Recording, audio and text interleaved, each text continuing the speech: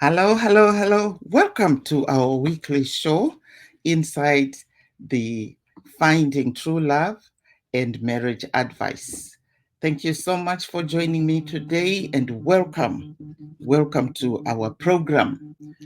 Today is Tuesday, as always, and we are here to continue our journey in finding love. Our topic today is the 12 reasons you might feel stuck in your love life. Why is it so difficult to find love? The 12 reasons why it is so difficult to find love. Welcome again. I'm tuning in from my home office area here in the Okanagan Falls. Let me know where you are tuning in from. And if you are one of my pros, then just put hashtag pro. And if you are one of my newbies, put hashtag new. And I will give you a huge, huge shout out. Uh, if you don't know me, my name is Rosemary Mpambwa, and I am your love coach. I help women find love by dating smart and provide them with relationship advice and strategies that I use to find love again at 60. And I use the 12-step method inside the, the dating after a long dry spell program that I created in order for me to find love again. I've been fortunate enough to have my work published in major publications like CBC, Fox News, NBC, ABC, and USA Today. I'm an author of 3 books that are now on Amazon. Right, let's dive in. After experiencing a bad breakup, or a relationship trauma, it can be difficult to open up yourself to find love again. It's important to take time to understand where your hesitance is coming from, where and work through your emotions.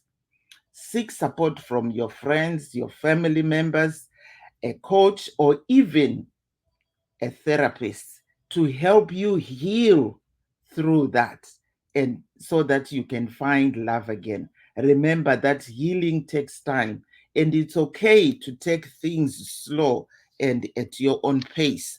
Don't feel rushed into trying to make sure that you are healed and you are back in the dating scene. Because guess what?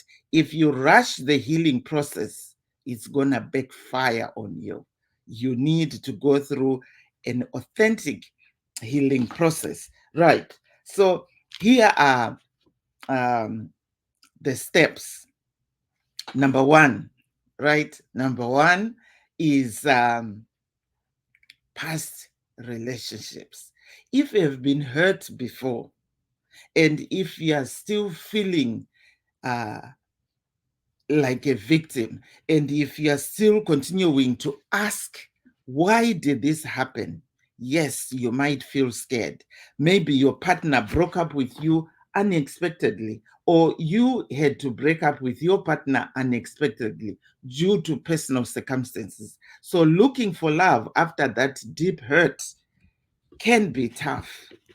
And you may have to give up yourself some time to heal, practicing self care and leaning onto your support system.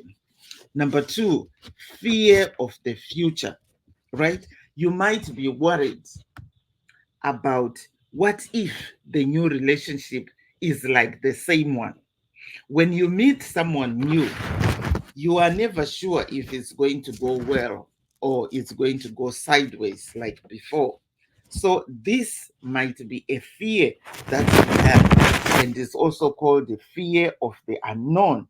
So be very careful how you approach a new relationship after you have been hurt, because these fears can also bring up a lot of insecurities.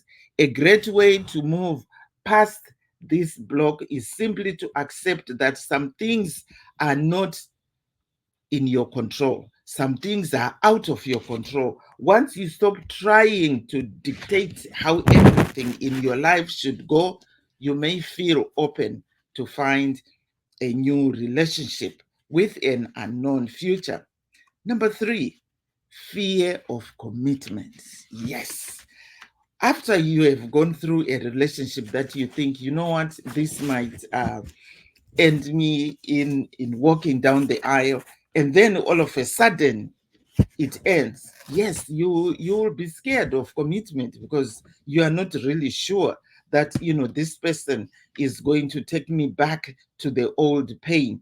So having fear of commitment doesn't mean that uh, you can't go back into the dating scene. It means you need to process that fear, acknowledge that fear, and tell yourself that, you know what, it happened, accept it, right? Accept it. But, it's really hard. I know, I've been there. It's hard, but you may be afraid of commitment because you're afraid of being hurt again or being betrayed. So having fear of commitment simply uh, means that you are scared to settle down, right? But here is the thing: you need to deal with that fear. Number four, past trauma. You have experienced childhood trauma in the past where you have been left or you have been abandoned. All these feelings, they also come up to surface when you are trying to get back into the dating scene if you haven't dealt with them. So even if your dad left you, or he passed away when you were young, or your dad ran away with another woman and divorced your mom, and you still have that feeling of abandonment, and you still have some guilty feeling, thinking that maybe you caused your parents to separate. That can also bring up a lot of past trauma. Number five, fear of sadness. Because when you have been heartbroken, you feel sad. It's natural. You feel sad. So when you are trying to get back into the dating scene, all these fears, they come up because you are scared that, oh my God, what if I go through the same thing that you went through? And you might be trying to protect your heart. This is when you build a heart wall around you, you build a wall around you, simply trying to protect yourself. But this also comes with a price. The price is you might never be able to let anybody into your heart when you are ready to find love. So the best way to do it is to deal with your pain, go through a proper healing process. Number six, fear of intimacy. Opening up yourself to a new partner can be scary. This is specifically true if you were in a long-term relationship and you were ready to tie the knot. And then, you guys might have a sex together, or, you had some very intimate moments. And then the relationship goes sideways.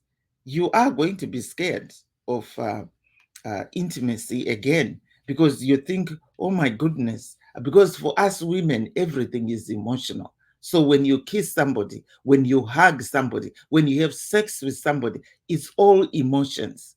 And this is where we get things like the soul ties because of all the people that have come into your life, and you form all these emotional bonds with all these men, and then when they leave you, you still remain with your soul tied to that person. So this will bring a lot of fear of intimacy.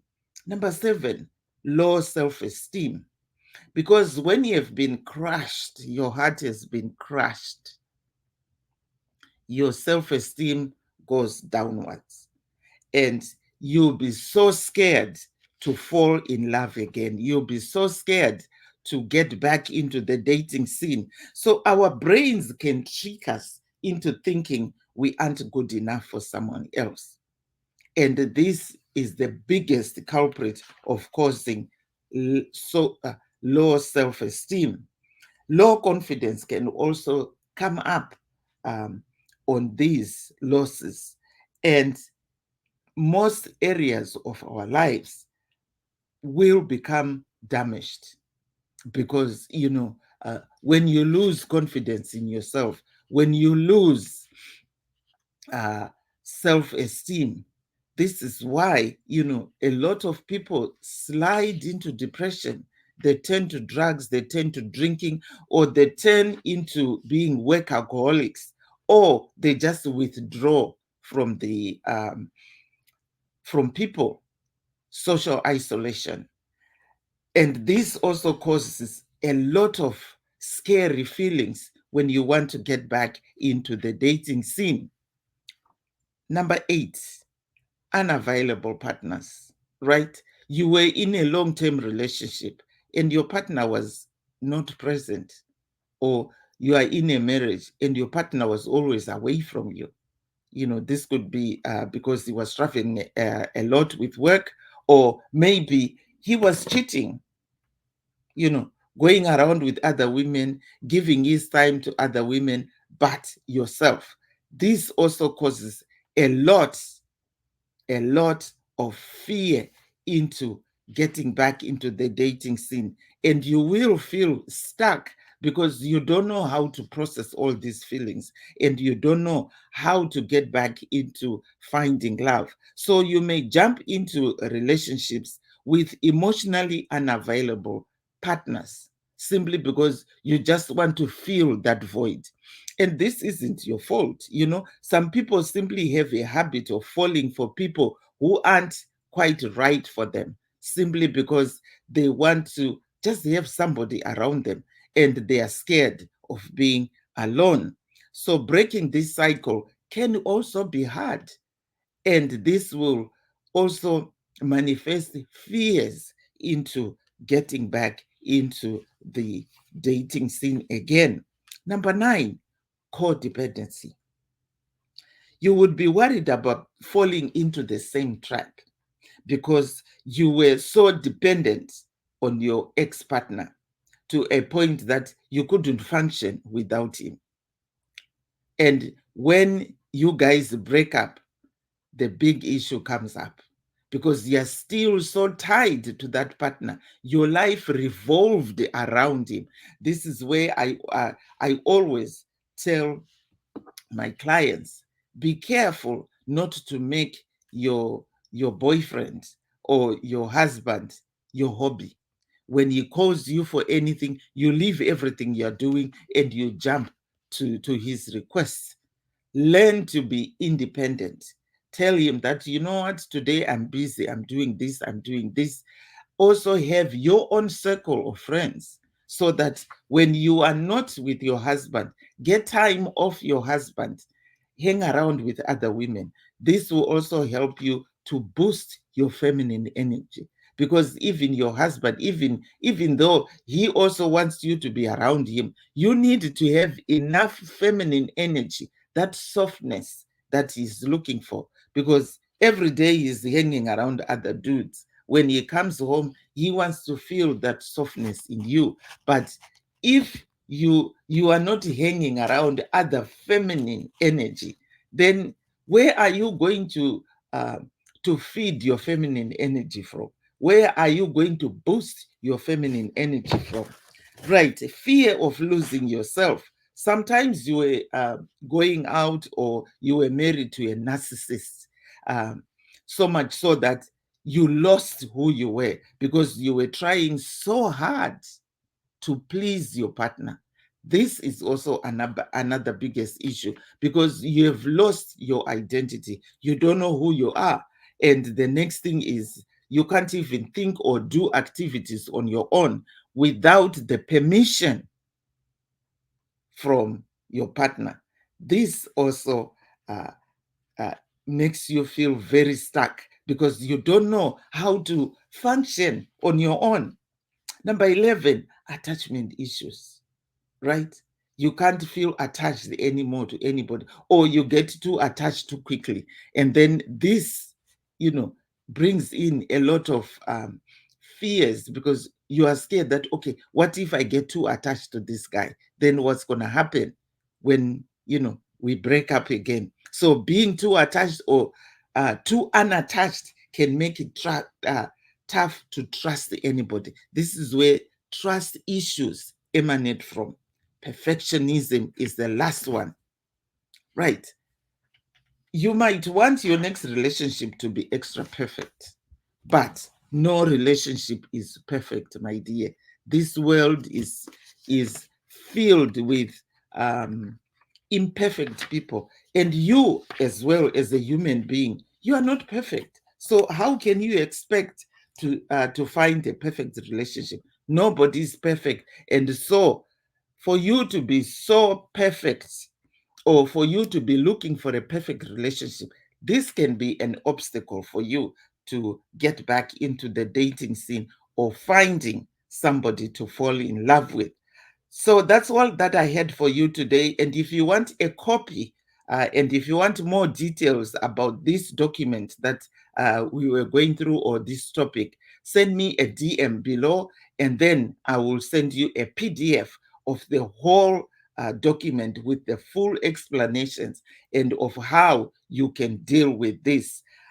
So, did you get value from this today? Are you really ready to find love? You know what? Let me help you. Send me a DM and I'll be able to work with you.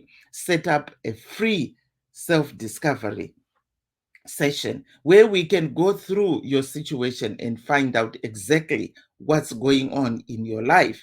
And that way, I'll be able to help you.